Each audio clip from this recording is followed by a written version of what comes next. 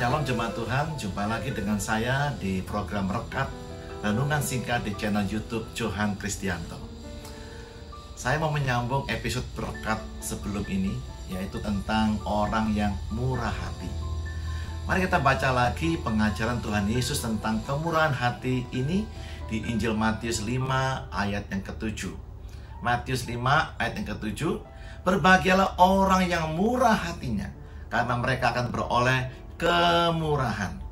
Tuhan bisa memakai siapa saja dan dengan cara yang tidak kita duga, bahkan untuk memberikan kemurahannya bagi orang yang murah hatinya. Contohnya di dalam kisah hidup Rut, seperti yang ditulis di kitab Rut. Siapakah Rut? Dia adalah gadis bangsa Moab yang dinikahi oleh putra pasangan bangsa Israel, yaitu Elimelech dan Naomi. Namun setelah sekitar 10 tahun usia pernikahannya, Rut ditinggal mati oleh suaminya. Rut menjadi janda dan hidup dengan mama mertuanya yang juga sudah menjanda 10 tahun. Sebenarnya Rut disuruh pulang ke kampung halamannya di Moab sewaktu Naomi hendak kembali ke kampung halamannya, yaitu Bethlehem Yehuda.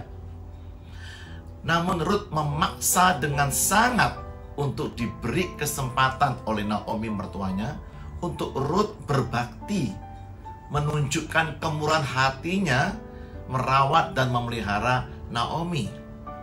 Meskipun Rut sadar dan tahu betul keadaan mertuanya sangat memprihatinkan, ditinggal mati oleh suaminya dan kedua anak lelakinya, jatuh miskin, dan tidak ada sesuatu apapun yang dapat diharapkan dari mertuanya itu. Apalagi Rut juga tahu dirinya bangsa Moab, pasti akan dibenci oleh bangsa Israel sesampainya dia di Bethlehem kelak.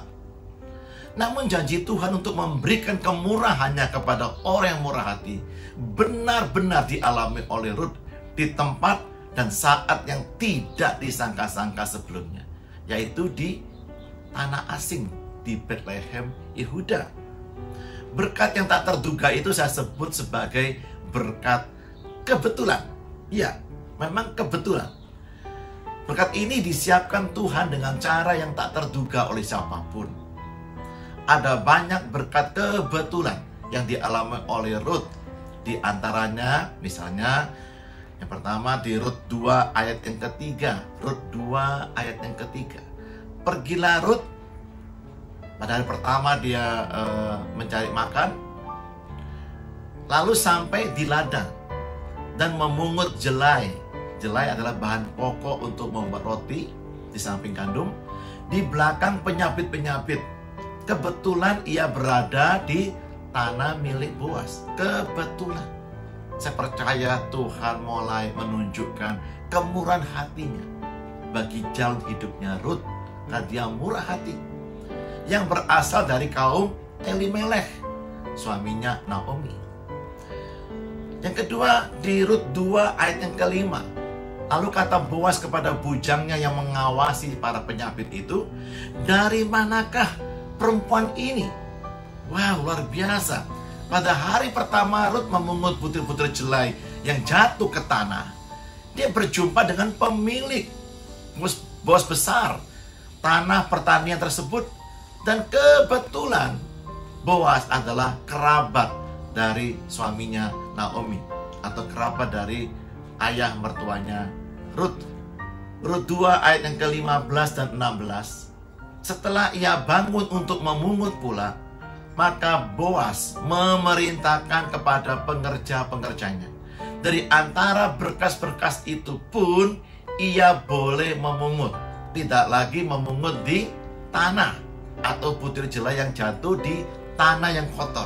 Tapi Rut boleh mengambil jelai, memungut jelai dari berkas-berkas jelai tersebut. Janganlah ia diganggu. Bahkan haruslah kamu dengan sengaja menarik sedikit demi sedikit dari onggokan jelai itu untuk dia, khusus untuk Rut, dan meninggalkannya untuk Rut, supaya dipungut oleh Rut janganlah berlaku kasar terhadap dia. Sebelumnya Rut memungut butir jelai itu di tanah yang kotor. Rut memungut apa yang orang buang. Pengemis masih mendingan. Pengemis menerima pemberian orang. Tapi Rut sebelumnya, dia memungut apa yang orang buang.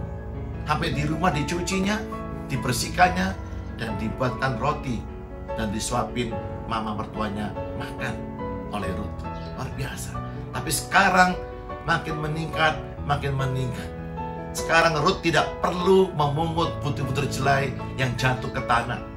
Tetapi Rut diperbolehkan, bahkan disengaja memungut jatah jelai yang sudah dikhususkan untuk Rut dari onggokan jelai. Ada berkat yang khusus, ada berkat kebetulan yang khusus yang sudah Tuhan siapkan bagi Anda yang murah hatinya. Bahkan berkat keberhasilan yang paling dahsyat akhirnya adalah Boas. Bos ini menikahi Rut, janda Moab yang miskin itu. Rut merupakan nenek buyut Raja Daud. Luar biasa. Orang kafir, orang asing, miskin, janda pula. Tapi karena kemurahannya, maka Tuhan menunjukkan kemurahan Tuhan yang luar biasa dahsyatnya. Berkat kebetulannya Rut tidak berhenti ketika ia meninggal, tetapi terus selalu ada berkat kejutan, kebetulan sesudah Rut mati sekalipun. Akhirnya kita menemukan apa rahasianya, apa yang menyebabkan Boas dipakai Tuhan untuk menyatakan kemurahan hatinya Tuhan kepada Rut. Rut 2 ayat 10 sampai 12. Lalu sujudlah Rut menyembah dengan mukanya sampai ke tanah dan berkata kepada Boas, "Mengapakah aku mendapat belas kasihan, favor daripadamu, Tuhan? Sehingga Tuhan memperhatikan aku, padahal aku seorang asing." Boas menjawab, "Telah dikabarkan orang kepadaku dengan lengkap segala sesuatu yang engkau lakukan kepada mertuamu sesudah suamimu mati. Dan bagaimana engkau meninggalkan ibu bapakmu dan tanah kelahiranmu, serta pergi kepada suatu bangsa yang dahulu tidak engkau kenal. Segala kebaikan Anda, segala kemurahan hati Anda, yang Anda perbuat yang tidak ada orang yang melihatnya, yakinlah Tuhan melihatnya, Tuhan mendengarnya, Tuhan memperhatikan segala kebaikan Anda. Tuhan kiranya membalas perbuatanmu itu," kata Boas. "Dan kepadamu kiranya dikaruniakan, dianugerahkan upahmu sepenuhnya oleh Tuhan Allah Israel." Tuhan tidak pernah berhutang, tidak pernah mengurangi jatah berkat kita.